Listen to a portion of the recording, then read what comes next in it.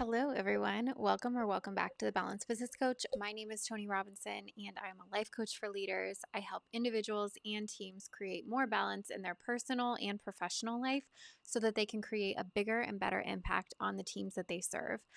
I had this really crazy experience a couple of weeks ago. I was contacted about this really incredible, what I thought was an incredible opportunity to work with this organization. It turned out to be a complete disaster. And I'm going to be unpacking the entire thing in a couple of episodes from now. But one of the biggest takeaways that I had from this entire experience was about how much people are still tied to this 9 to 5 workday and how much it still has a grip on leaders in the workplace. And so I just really wanted to address why I think the 9 to 5 schedule should be completely obliterated and just dead, because it is not actually getting you the results and the outcomes that you really want as a leader, as an organization. You are literally causing your employees to burn out over a system that was created 100 years ago for manufacturing companies. But you have knowledge workers, service workers, if you're a technology company, especially, like you want people to be at their peak performing energy levels and you want them to have peak performing brain power when they are working on the things that they're working on. You don't want them to be at like the end of the day just doing random bullshit because their brain is dead. Like, what? Why are you paying them for that? That's not a good use of your resources. So, why would we not try and find another way to make flexible work schedules work for the organization, work for the employees?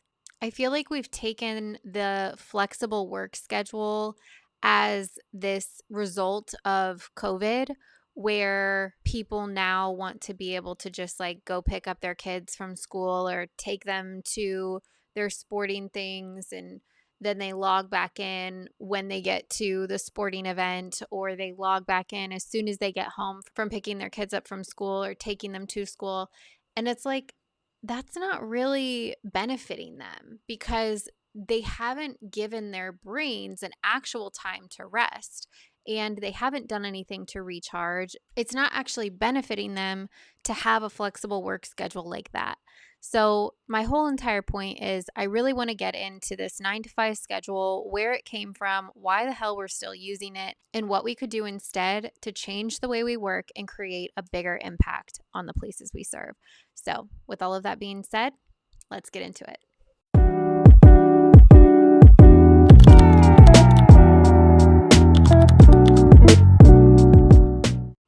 Okay, so 100 years ago, Henry Ford, we all know him for Ford vehicles.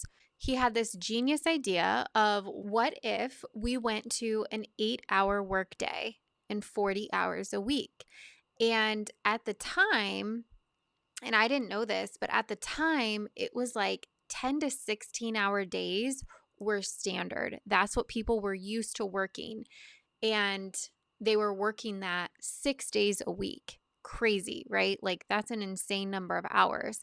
But a lot of these people were laborers, and so they would just work from sunup to sundown. However, Henry Ford, who is in obviously the manufacturing industry, decided that it would be a better idea to have 8-hour shifts, which he was able to break up into 3 different shifts for a 24-hour day. So he was able to have workers in his plant at all times. 24 hours a day, there was production. So it was meeting demands of these new automobiles that were being sold.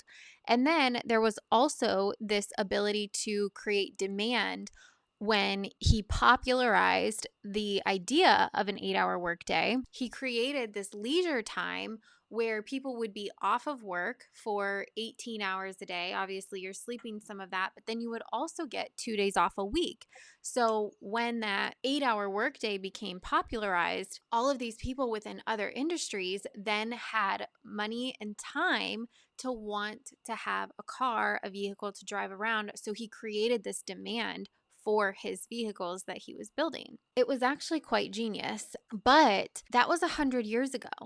And manufacturing jobs were huge back then. They're still huge today. Of course, there's so many manufacturing jobs, but we didn't have the level of technology, of service-based, of knowledge worker jobs that we have today. So when you're talking about being on an assembly line and putting parts together, that is a relatively low level of brain activity that you have to exert. However, when you are doing research, when you are building technology, when you are coding, when you are doing things that take a lot of brain power, and when you're looking at a computer for 8 hours straight a day, you do not have the ability to be as productive for those 8 hours as you might when you are on an assembly line just putting pieces together. And I don't want to diminish how tiring and how labor intensive manufacturing industries or assembly lines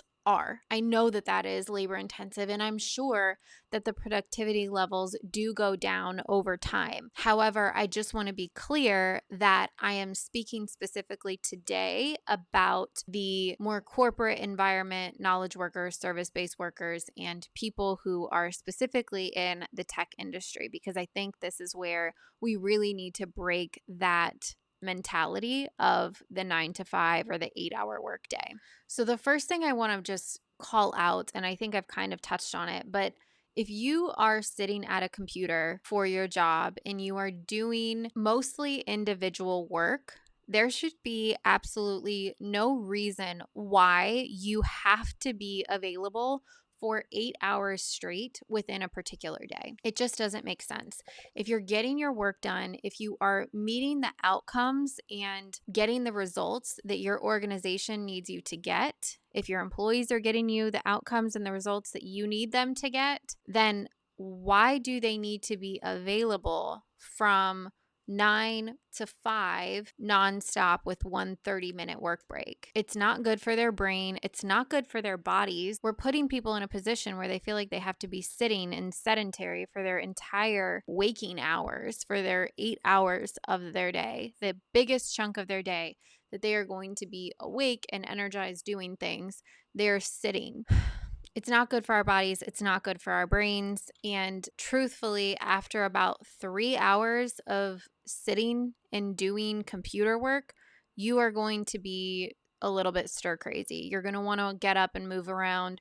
You're going to lose focus. You're going to feel like you need to, kind of get it out, get moving, shake it off a bit. But people try to push through because they know that those are their set hours. If they continue to push through, though, they are not producing the level, the quality of work that you would actually want or that they're actually capable of doing. So as leaders, we really need to reconsider what is best for the employees' productivity levels, what is best for the employees' energy levels. How can we accommodate looking at the work week or the work day differently to accommodate the employees and making sure that we are supporting them in doing their best work, in doing their most creative work, in doing their most innovative work? Like, isn't that what you would want? I'm so tired of employers being so focused on controlling an employee's day and schedule that they cannot release the reins of 9 to 5. You must be logged in 9 to 5, 9 to 5, 9 to 5. Like, let it go. You hired this person for an exchange of work, for an outcome, for a result. You did not hire them to control the hours in their day.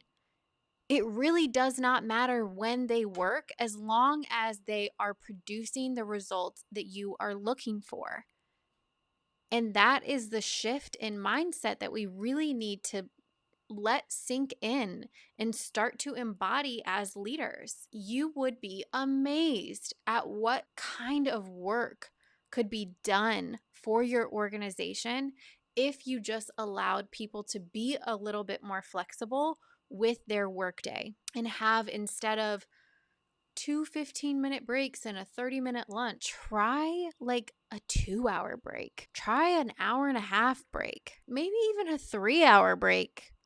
Let them go on a hike in between coding this and then doing a team meeting or something. See how energized they are in that team meeting, where if they would have been coding from 9 to 3 and then you've got a team meeting at 3:30, think about how much participation they're actually going to have at that 3:30 meeting. Probably little to none. They're definitely not going to have their best ideas, but if they just went on a hike and were able to clear their mind, think about some ideas before that meeting, imagine the difference in participation and excitement and innovation that would happen during those meetings.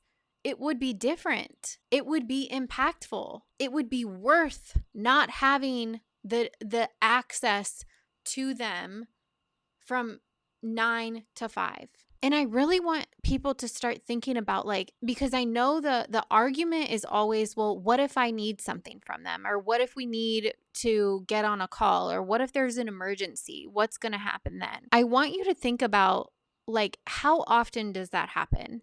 And how inconvenient would it actually be if you had to wait a couple of hours to get that response back? And I'm not like arguing that there wouldn't be some inconveniences, but how inconvenient is it? And is that level of inconvenience worth more or less than having more functional, productive, innovative employees? Which one are you willing to give? Because right now, we're giving the production, the innovation, the creativity, we're giving all of that up so that we can have access on demand. But how often is that actually needed, and how necessary is it to have it on demand? Is it just you feeling like you want to control something, or do you really need that level of access? Just a question. Start to think. Ask yourself these things, because I think a better solution to this would be having set days and or set times where meetings happen within your organization or within your team. However big you are, you may be, managing just a team, you may be a smaller company where you're managing the entire business. But if you think about, okay, I want my employees to be able to do their absolute best work within my organization, but I'm going to need to have certain points of check-ins for them.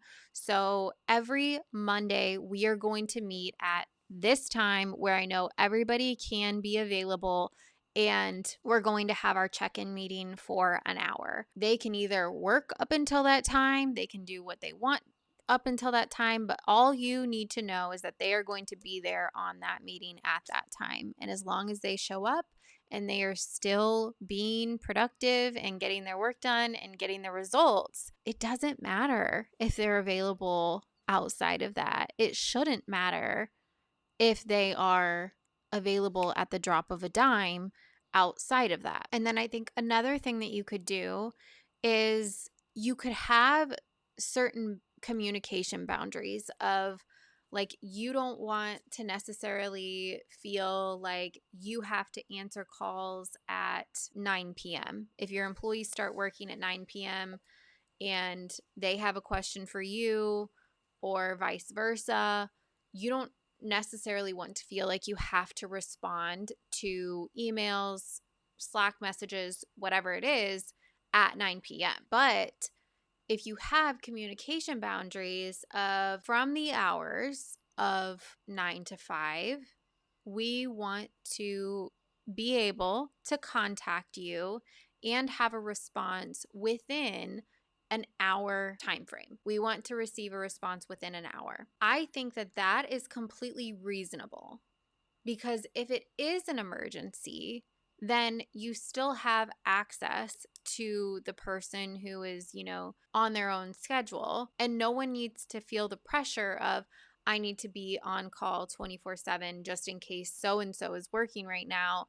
I need to be able to respond to them. That's not what is going to help us here. I do think that there needs to be some communication boundaries that get put into place, but I don't think that that necessarily means that people have to be constantly working within those communication hours, if that makes sense. And then I also think it's going to be really important for you to have some way to understand employee status at any point in time. So if that is a timekeeping software, or if that is something like Teams where you can set your status to active or away or inactive or logged off or whatever, you could use that so that if two people are on at the same time, they know, oh, we can chat right now. And then if somebody is away, they know to expect a little bit of a delay in a response. So I think that that would be really helpful. And it's also something that you could have employees,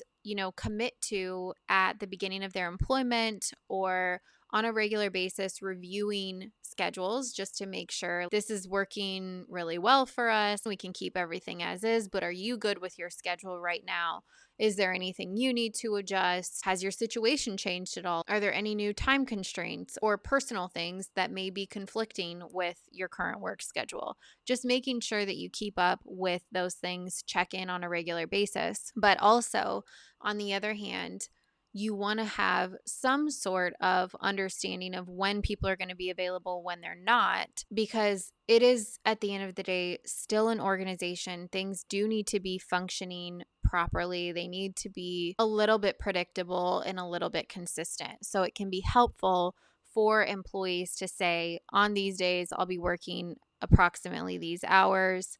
And then if it starts to become an issue, you can address it with that employee. But I would assume if you're working with knowledge-based workers, service-based workers, they are probably going to love what they do. They're going to be good at what they do. They enjoy what they do.